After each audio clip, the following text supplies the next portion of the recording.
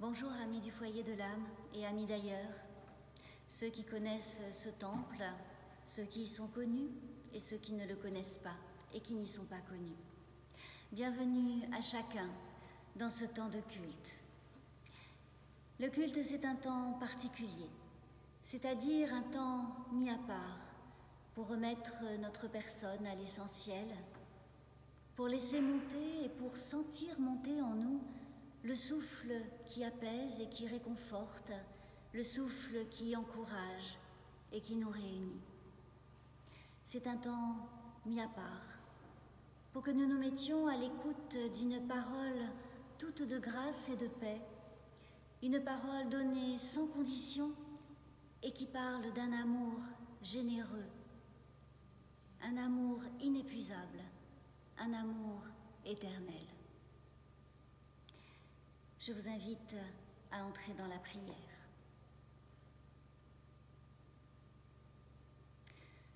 Éternel Dieu, je veux te dire merci pour ce temps de culte et pour la prière dans laquelle je peux être simplement telle que je suis.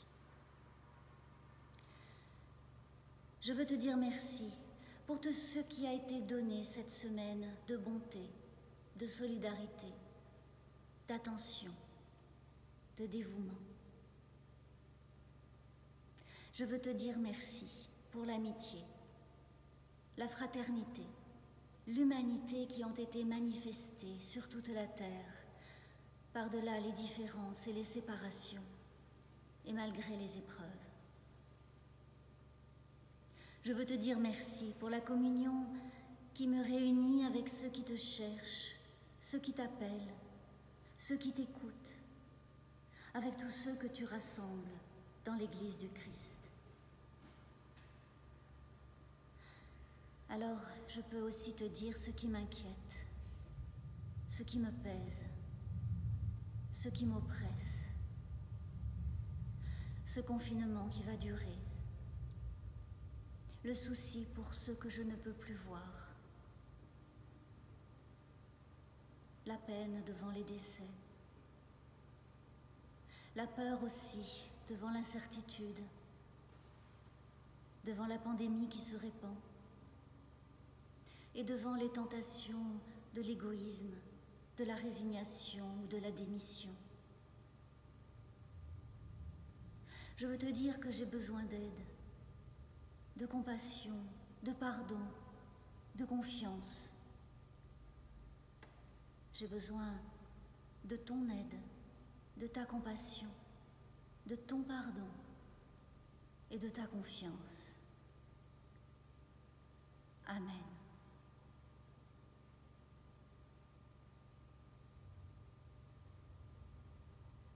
Amis, l'Évangile est une bonne nouvelle. La bonne nouvelle que rien, ni la mort, ni la maladie, ni la vie, ni le passé, ni le présent, ni l'avenir, ni hauteur, ni profondeur, ni aucune puissance qui soit, rien ne peut jamais nous séparer de l'amour que Dieu nous a manifesté en Jésus le Christ. Et nous pouvons compter sur cet amour, sur sa fidélité, pour aujourd'hui, pour demain, pour chacun des jours qui viennent. Et maintenant, nous allons lire dans les Écritures pour nous mettre à l'écoute de la parole de Dieu, non pas le texte de la Bible, mais la présence agissante et bienfaisante qui se lève en nous lorsque notre esprit s'ouvre à l'Esprit Saint qui éclaire l'intelligence, la foi, la vie et l'être entier. C'est cet esprit que nous te demandons. Notre Dieu, ton esprit de paix, d'amour, de lumière. Amen.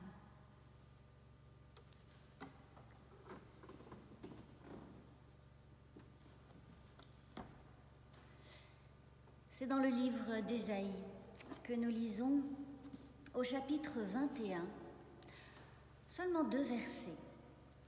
Les versets 12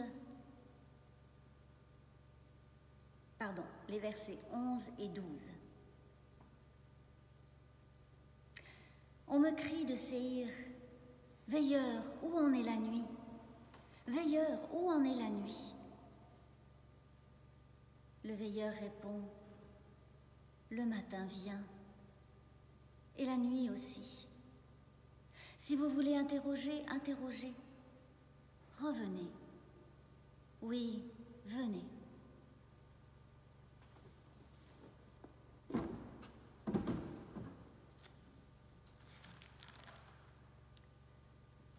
Veilleur, où en est la nuit? En ces jours de pandémie et de confinement, nous voudrions bien que quelqu'un puisse nous dire « C'est bientôt fini, encore juste un peu de temps ». Un peu comme la vigie d'un navire qui avertit que la terre est proche avant que ceux qui sont sur le pont puissent en deviner la trace sur l'horizon. Ou comme au livre d'Ésaïe, le guetteur, la sentinelle, le veilleur dans la nuit qui guette les signes de l'aube, les signes du jour qui vient, qui dissipera l'obscurité. Parce que la nuit semble toujours menaçante, elle affecte les sens, on ne peut pas voir ni qui vient, ni ce qui vient, et les bruits qu'on entend sont toujours menaçants et inquiétants. Nous vivons des jours, un temps comme une nuit. Des ténèbres composées de la superposition, de l'addition de plusieurs couches d'obscurité. L'obscurité de l'incertitude. Nous ne savons pas quand tout cela prendra fin. Et c'est tellement difficile à supporter l'incertitude de ne pas savoir. L'obscurité de la situation économique, la précarité, la crise déjà en cours dans les économies des entreprises, des États et des personnes. L'obscurité des discours de catastrophe, des messages et des images qui diffusent angoisse, méfiance, voire haine. L'obscurité de la maladie. Suis-je déjà contaminée? Et ma famille? Et mes amis? Et ceux que je connais qui sont malades, est-ce que ce sera bénin? Est-ce que ce sera grave? Et je ne peux pas les visiter. Je ne peux pas être visitée. Il y a aussi l'obscurité de la mort, parce que cette limite de la condition humaine est soudain devenue tellement visible, tellement sensible, et parce que la distance et l'absence obligatoire accentuent la douleur du deuil. Enfin, l'obscurité de la peur, alimentée par la peur de la maladie, la peur de la mort et toutes les peurs générées par les discours de catastrophe. Nous ne savons pas ce qui va arriver demain. Bien sûr, un jour, la pandémie s'arrêtera, le confinement prendra fin, mais nous ignorons quand. Où en est la nuit? Veilleur, où en est la nuit? En sommes-nous encore seulement au début ou au milieu? L'aube, avec sa tendre lumière, ne paraît pas encore. Pourtant, l'obscurité, les ténèbres, c'est aussi un temps de commencement. Le premier chapitre de la Genèse, chant de création qui n'évoque pas un commencement chronologique de la création, mais qui parle de son principe, de son essence profonde et véritable, le premier chapitre de la Genèse le chante magnifiquement. Au commencement, Dieu créa le ciel et la terre. La terre était un chaos, elle était vide. Il y avait des ténèbres au-dessus de l'abîme et le souffle de Dieu tournoyait au-dessus des eaux. Dieu dit qu'il y ait de la lumière, et il y eut de la lumière. Plus loin dans les Écritures, c'est le prologue de l'Évangile de Jean qui reprend ce thème de la lumière et de la parole pour la lumière, la parole vers la lumière, la parole de lumière. Au commencement était la parole était auprès de Dieu. Elle était au commencement auprès de Dieu. Tout est venu à l'existence par elle, et rien n'est venu à l'existence sans elle. Ce qui est venu à l'existence en elle était vie, et la vie était la lumière des humains. La lumière brille dans les ténèbres, et les ténèbres n'ont pas pu la saisir.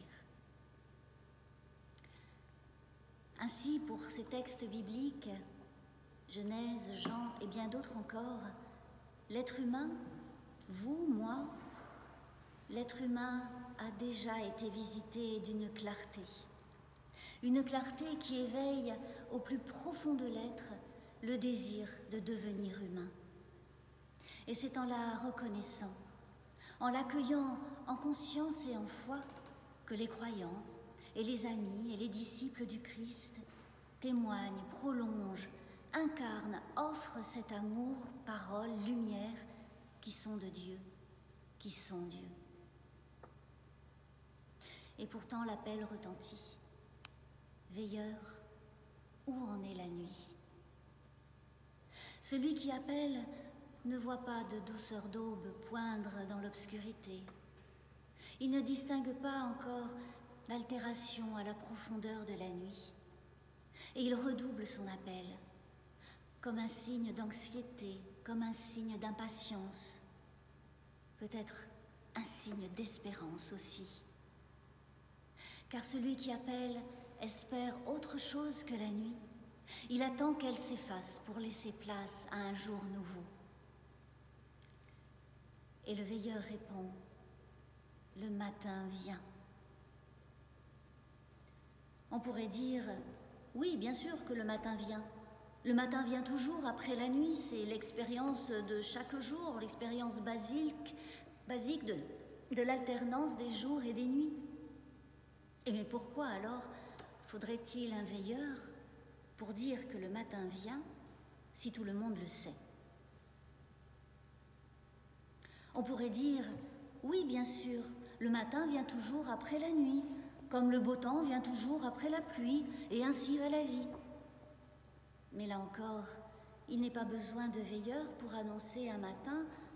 Tout le monde a à sa portée cette réserve de proverbes pour faire glisser dans une formule bien tournée ce qui se passe, au risque de l'enliser dans un déjà-vu, dans un toujours pareil, dans la banalité, qui ne laisse plus aucune place à la nouveauté, à l'inédit, à l'inouï, au devenir.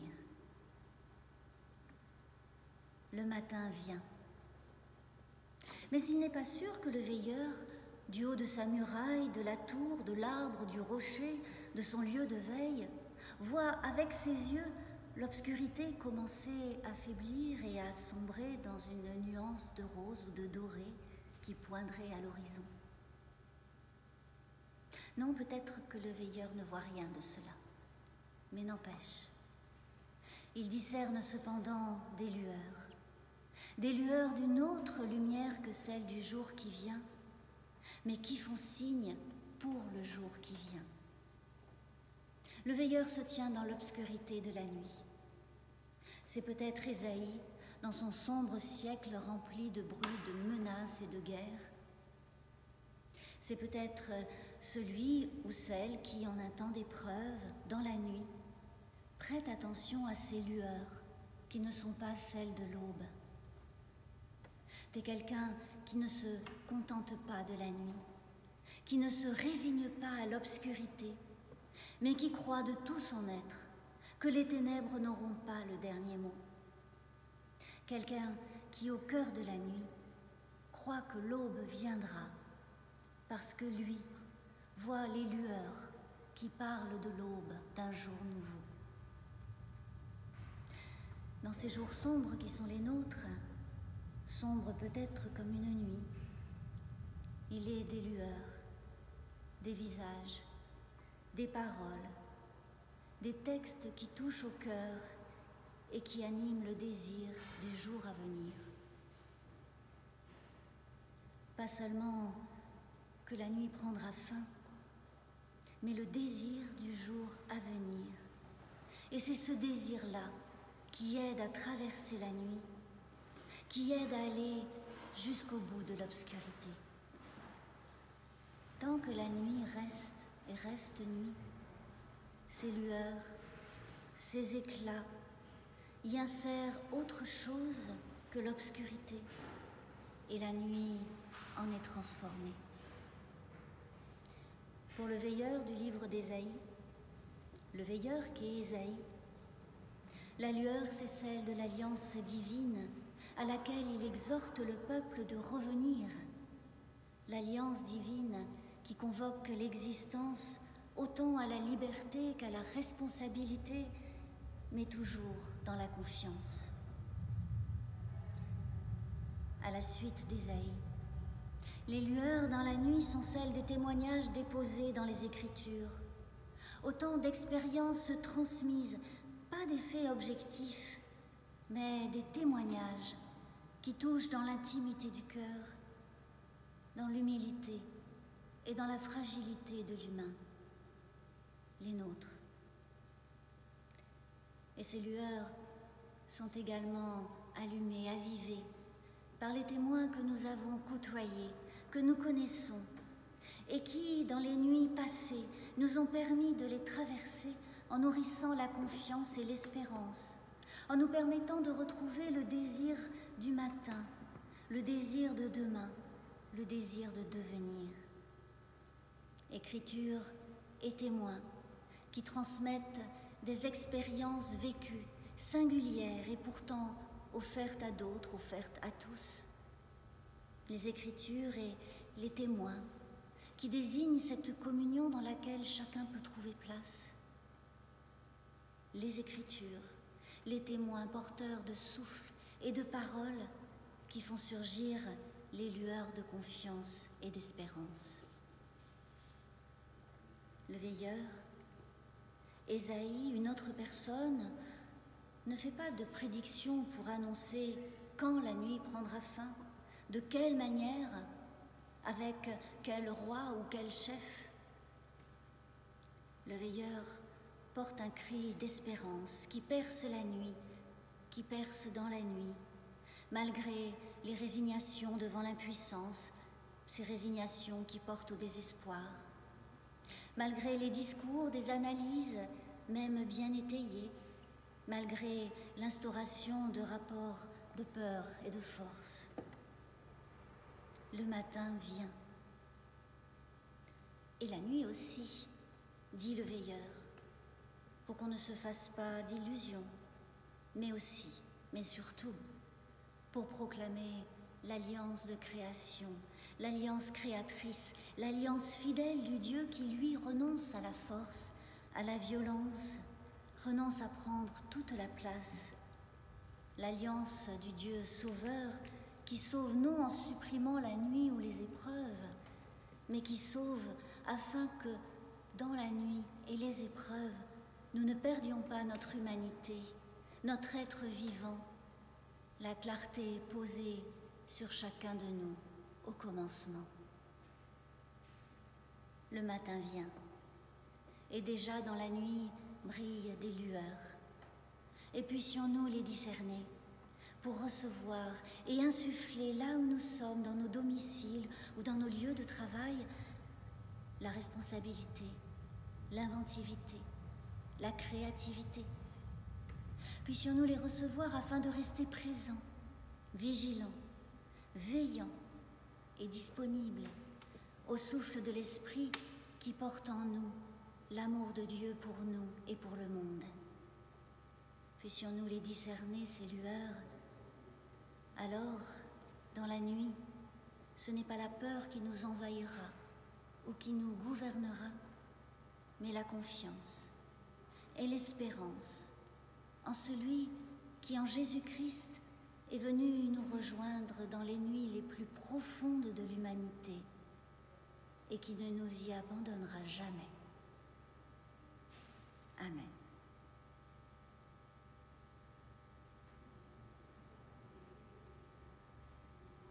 Je vous invite à prier.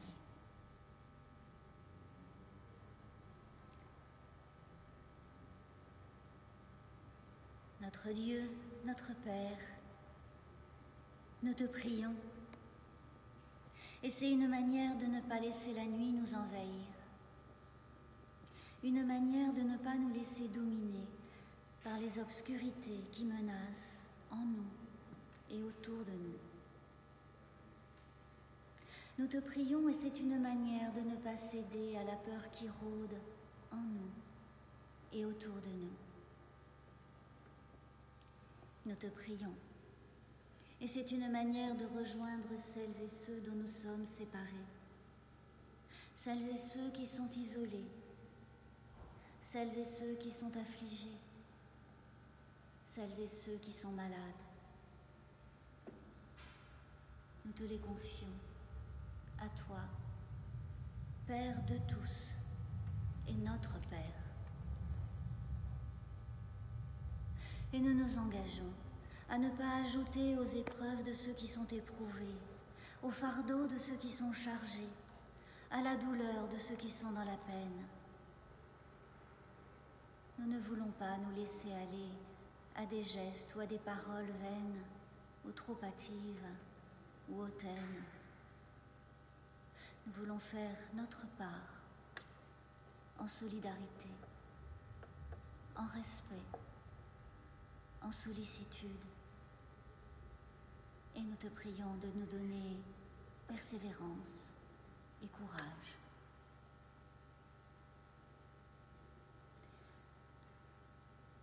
Nous te confions ceux qui aident, ceux qui soignent, ceux qui restent ou se mettent au service des autres, malgré leurs inquiétudes ou leurs interrogations. Nous te confions ceux qui vacillent au bord du désespoir ou de l'épuisement, ceux qui sont assaillis d'angoisse, ceux qui suffoquent dans le confinement, en prison, en EHPAD, dans des logements indignes ou inadaptés, ceux qui sont sans abri, qui ont encore plus de difficultés à être aidés et accompagnés.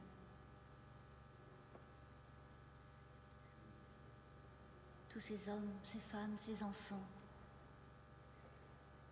tu les connais par leur nom. Garde-les en ton amour.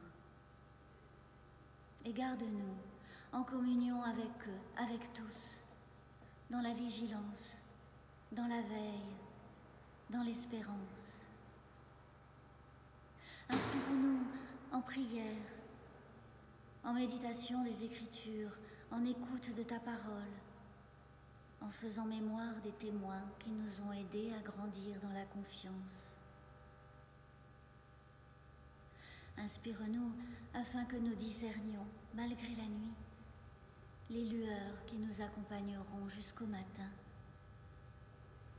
afin que nous soyons dans la nuit, comme dans le jour qui viendra, disponibles à ton service et à celui de nos contemporains. Et en communion avec les croyants, avec le Christ notre frère, nous prions encore. Notre Père qui est aux cieux, que ton nom soit sanctifié, que ton règne vienne, que ta volonté soit faite sur la terre comme au ciel. Donne-nous aujourd'hui notre pain de ce jour. Pardonne-nous nos offenses comme nous pardonnons aussi à ceux qui nous ont offensés. Ne nous laisse pas entrer dans la tentation, mais délivre-nous du mal. Car c'est à toi qu'appartiennent le règne, la puissance et la gloire, au siècle des siècles. Amen.